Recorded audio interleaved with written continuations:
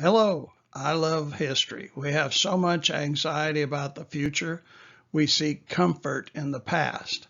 It helps us answer the question of who are we? The Bremen Mission started Black Week. The 8th Air Force sustained more casualties percentage-wise on this week than any other week in history. Bremen, Germany was known by the flyers to be Flak City with over 300 flak batteries. The mission was October 8, 1943.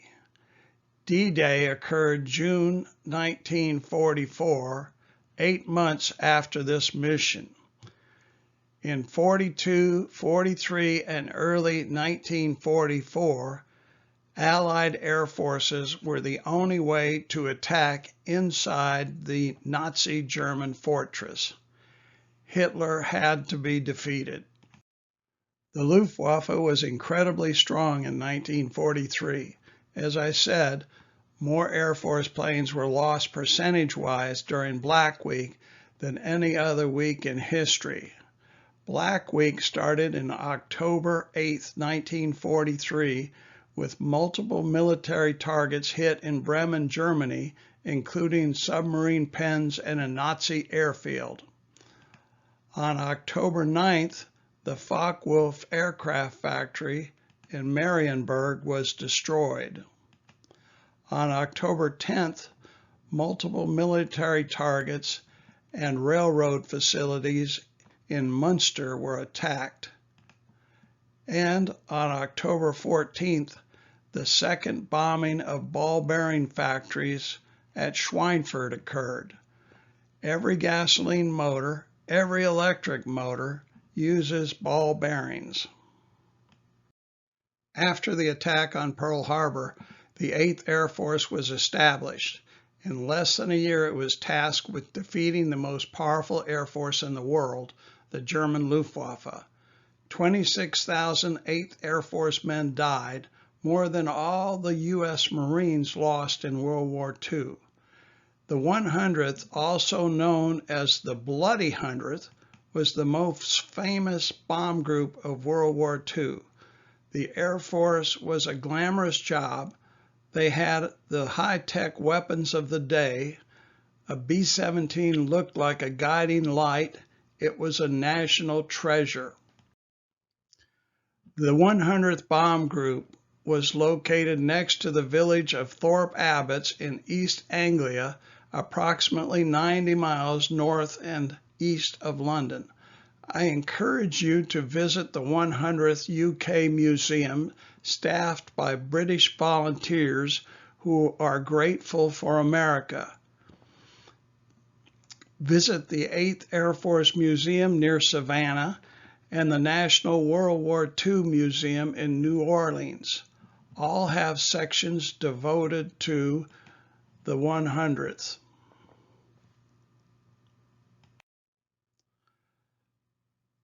This mission will be featured on a TV series, Masters of the Air, about the 100th Bomb Group. The TV series will complete the Tom Hanks, Steven Spielberg World War II trilogy of Band of Brothers about the 101st Airborne Division and the Pacific about Marines in the Pacific War. Just as Snappin was the lead plane of the bomber wing. So what's a lead plane? When a lead plane turned to the right or left, all the others in the formation did so. When it dropped its bombs, all the others behind dropped theirs. They successfully dropped bombs on a Nazi airfield. 2 engines were knocked out. The gunners claimed that they downed 12 Nazi fighters, but there's usually exaggeration, and they got credit for downing 9 fighters, which is a record even today. 2 Nazi fighters were damaged. 5 Purple Hearts were earned by the crew. 2 earned Distinguished Service Crosses, our nation's second highest military honor. 3 earned Silver Stars, our third highest honor. Praise to the men at the back of the ship, the gunners, the ones you don't hear much about so often. They're the real heroes. The enemy that day was Flak and Messerschmitt aircraft. It was important to destroy the Luftwaffe for many reasons. Eisenhower wanted his soldiers protected from the Luftwaffe when they landed on the Normandy beaches. On D-Day, he told our soldiers on the ground that when they look up, the planes they see will be ours. That's because the 8th Air Force had destroyed the Luftwaffe. This is a Messerschmitt 410, 210, or 110. In combination with single-engine Me-109s, they attacked just to Snappin. Gunners at the time trained by evaluating silhouettes commonly using playing cards. Is this a friend or an enemy? Is it an ally or should I shoot it down? The Ace of Spades shows a B-17. It's a friend. The 8 of Diamonds is a Messerschmitt Me-410, 210, or 110. It's a foe. The Me-410 had 2 machine guns and 2 20mm cannons. Is this a friend or an enemy? It's a Messerschmitt 109, an enemy. The Me-109 had 2 machine guns and a 20mm cannon. I'm thankful for Harry Crosby, Justice Snappin's navigator, for the careful log he kept. He carefully documented what happened. He wrote a splendid book, Wing and a Prayer, published in 1993. I highly recommend it. Buy it used on Amazon. You can use Amazon Smile to send a small donation at no cost to you to the nonprofit 100th Bomb Group Foundation. I'm grateful to Donald Miller for writing Masters of the Air, a stunning achievement and also the source of inspiration for the series. B-17 is a living symbol of American courage and sacrifice. Justice Snappin cost $300,000 to build. Bremen was the crew's 18th mission. The plane lasted for 4 months from the time it was built. The square D on the tail indicates that it was from the 100th Bomb Group. The crew positions included 10 men. From the front, the bombardier, navigator, pilot and co-pilot, top turret gunner / engineer, the bomb bays, radio operator, top gunner, ball turret gunner, right waist gunner, left waist gunner, and tail gunner.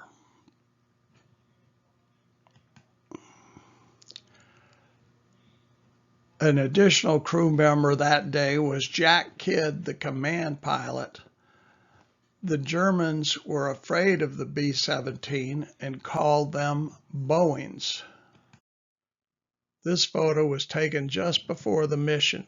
Standing from left to right, Bill McClellan, ball turret gunner, Harry Crosby, navigator, Charlie Vi, co-pilot, Everett Blakely, the pilot, Jim Douglas, bombardier, Lester Saunders is kneeling, he was the waist gunner, Monroe Thornton, top turret gunner / engineer and deadly sharpshooter, Ed Yevich, the other waist gunner, Lyle Nord, tail gunner, and Ed Forkner, radio operator.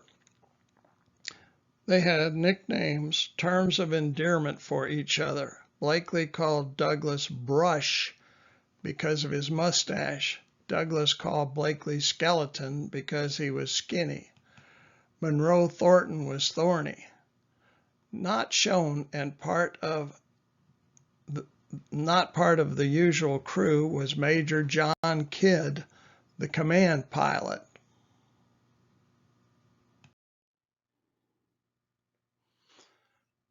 Where were they from? Omaha, Nebraska, Iowa, Virginia, Seattle, Washington, Michigan, Chicago, Tennessee, Pennsylvania, Wisconsin, and Oklahoma. This is a painting of Justice Snappin taking off for Bremen, followed by Lucky Luckadoo's plane, Bucky Cleven's plane, and Rosie Rosenthal's plane. A total of 19 from the 100th that day.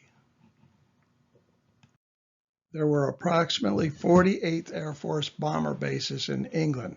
Each green dot represents a base. The yellow dot is the 100th Bomb Group. There were 3 divisions in the 8th Air Force. The 1st and the 3rd Air Divisions were B-17s. The 2nd Air Division, B-24s. This map doesn't include English RAF bases. The English lost at least as many men and planes as we did. They flew at night and we in the daytime. They continue to be great allies to this day.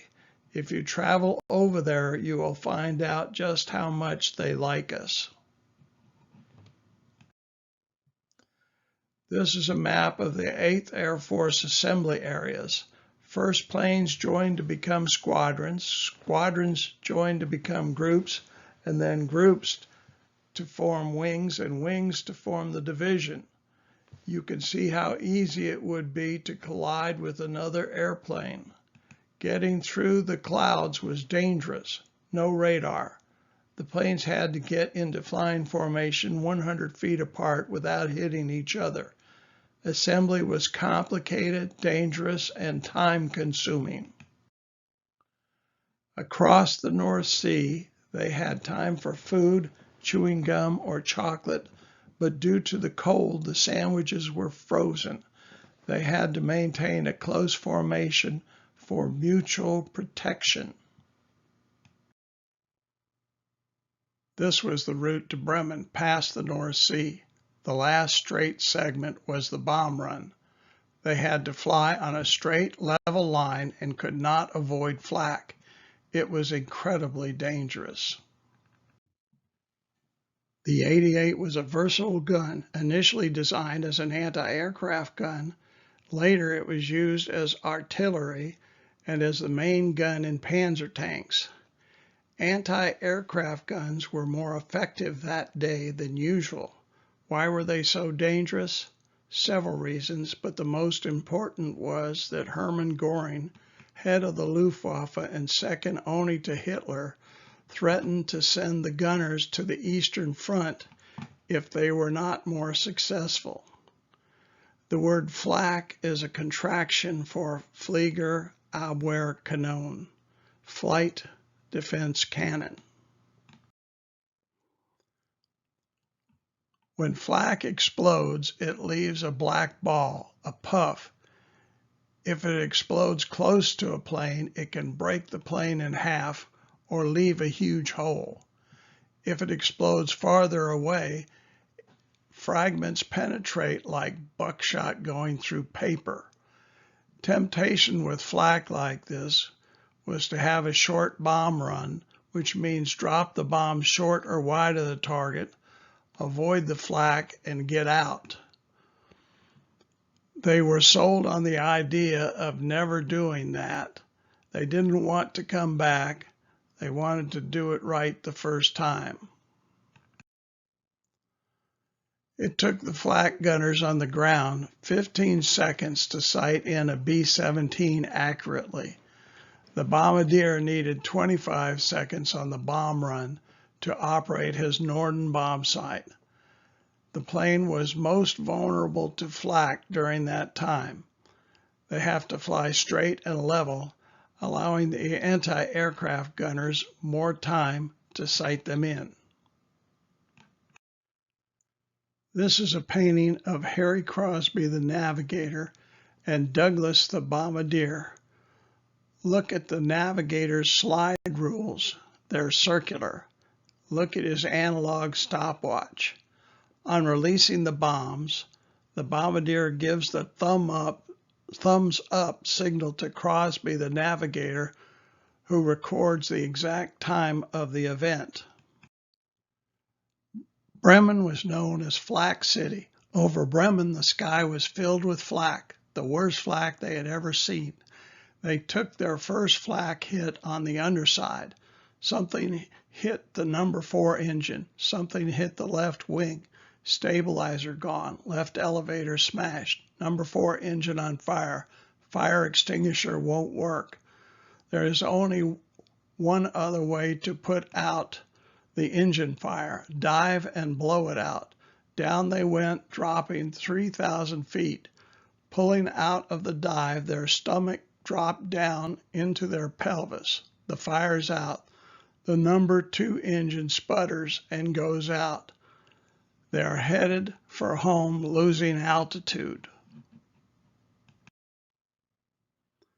After the bomb drop, they all had a conference over the interphone.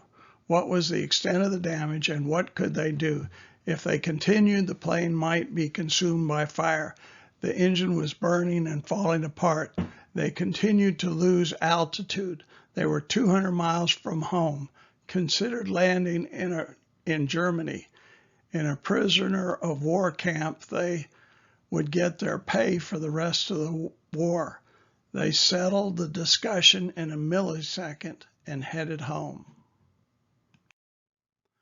They were slow and out of the protective formation of the group. It was the policy of the Luftwaffe to attack stragglers. What were the crew injuries? This is a stock photo, but it depicts Lester Saunders and Ed Yevich, the waist gunners. They were both injured. Saunders was shooting at a Messerschmitt, who shot back at him and hit him in the gut with a 20-millimeter cannon shell. Saunders killed the Messerschmitt got Saunders. Yevich sustained a compound open forearm fracture. That's where the bone sticks out of the skin. This is an illustration from Death Was Our Co-Pilot by Ev Blakely, published 6 months after Bremen in True magazine. Forkner, acting as a nurse, put a compress on Saunders' spurting wound. He put antibiotic powder and paste in the blood and pressed it down to stop the bleeding. The radio compartment was colder than a freezer. The top hatch and waist gunner's ports were left open.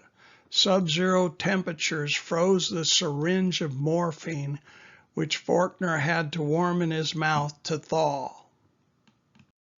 Bill McClellan, ball turret gunner, sustained a flak wound to the face and scalp. He was half scalped. A few moments later, another flak fragment passed through the ball turret, putting a big hole in his leg. He put his hand in the thigh wound to tell if there was a fracture. He felt the bone, but there was no fracture. Flak even slashed his oxygen mask into ribbons, but he stayed there until all attacks ceased. He then climbed into the radio compartment for first aid.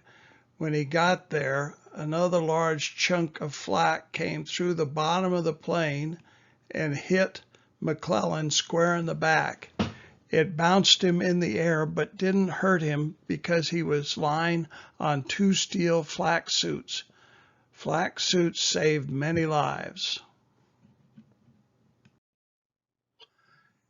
He had 3 shots of morphine without having much effect.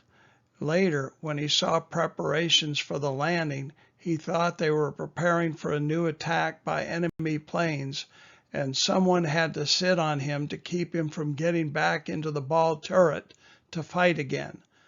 Because of the morphine, he thought he was going to die, and he didn't want to die. That's the kind of fighting man we had. Charlie Vi wasn't doing well in the tail gunner's position. Fragments of shell exploded inside his compartment and wounded him in the leg, and after that a big chunk of flak came through the flesh of his hip, traversing from one hip to the other side, making an ugly wound and barely missing his spine. His sciatic nerve was severed. If anything kept them in the air, it was the accuracy and deadly gunnery, the result of long and painstaking practice. Every minute of training paid out in a big way. They were limping back over Germany at a crawling airspeed of 100 miles an hour. The plane stalls and falls out of the sky at 90 miles per hour. They ran the gauntlet of German fighters. Is this a friend or enemy? Correct, it's a Messerschmitt, an enemy.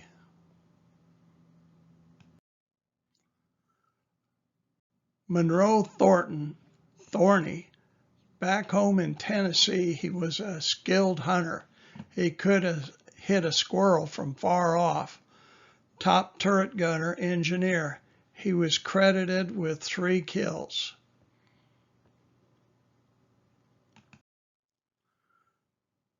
Sergeant Thornton, the top turret gunner, got the first, shooting the Germans' propeller off. They could see the pilot bail out. He got a second one. Everyone saw it burst into flames and drop toward Earth. Thornton got his 3rd kill later as they crossed the Dutch border. And here he is shooting from the top turret position. Ball turret gunner Bill McClellan got 2 enemy fighters. He went into the turret at the beginning of flight and stayed there the whole time. Bill was exposed and often very cold. He figured he could warm himself by shooting his gun and not allowing the hot expelled brass cartridges to leave the compartment. They made him more comfortable. Bill McClellan earned a Silver Star and Purple Heart on this mission. Due to the huge hole in his thigh, he spent 22 months in the hospital. He went on to have children and grandchildren in Colorado. This is a painting of Charlie Vi in the tail gunner's position and Lyle Nord in the top gun firing at a Messerschmitt. Charlie Vi got 2 planes that day. Charlie Vi got his 2nd plane going away. The score for the day attacked many times, and they thought they finished off 12 planes, but the official findings credit a kill only if you see the pilot bail out, see the plane disintegrate in air, or see the plane hit the ground and blow up. So they were credited with 9 planes destroyed and 2 planes seriously damaged. The crew sweared they destroyed 12 German fighters. They were given credit for 9 destroyed, a record for a single mission by any plane. Douglas and Crosby each were credited with damaging a plane. Difficult to do because of the way the guns were mounted. After the war, the Germans released statistics on their fighter losses for October 8, 1943. The Germans recorded 27 of their own planes lost to the Bremen Mission. I believe the 9 losses from the gunners of Justice Snappin are the entries towards the bottom of the page. Blakely and Major Kidd had been giving the plane evasive action. One would see Flak on their side and jerk the plane away. The other would see Flak on the other side and dodge in the opposite direction. With 2 good engines, 2 bad ones, and torn controls making steering so tough that it took all of Blakely's strength to steer the ship, they dropped so low that ground soldiers fired at them with rifles. The inflatable life raft and life vests were shot to pieces, so they could not crash into the North Sea. Over water, they threw things overboard to lighten their weight. The guns went first, then the ammunition, then the radio, the camera, the priceless bomb sight, the thermos bottle, any extra clothing. Due to the lighter weight, they gained 300 feet. They needed it. They were running low on fuel. The first landing strip they saw was a fighter base with a short runway at Ludham, England. Out of fuel, just as Snappin landed at Ludham airfield. Instantly, the cables operating the brakes snapped. The landing gear collapsed. The elevator was useless. The plane wouldn't taxi, wouldn't steer. With the terrific momentum of 100 miles per hour, they plowed towards a huge tree, which they hit near Everett Blakely's pilot's seat.